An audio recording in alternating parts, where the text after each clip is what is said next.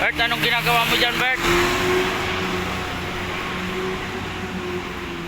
Bert, ano yung ginagawa mo?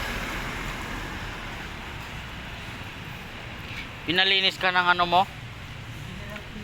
Ha? Anong tawag sa ganyan?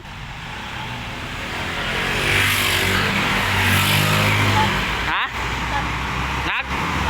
Tupad? Ha? Tupad ba yan? Tawag sa ganyan?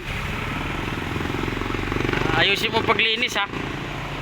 Maya palpak tayo sa bus natin. Wala tayong sahod.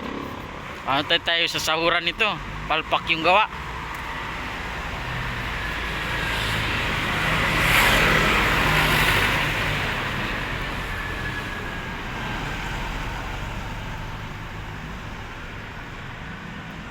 Sipag talaga pag malapit na December. Kailangan masipag kasi magpapasko na. Para bibigay na yung ayuda ni Mayor.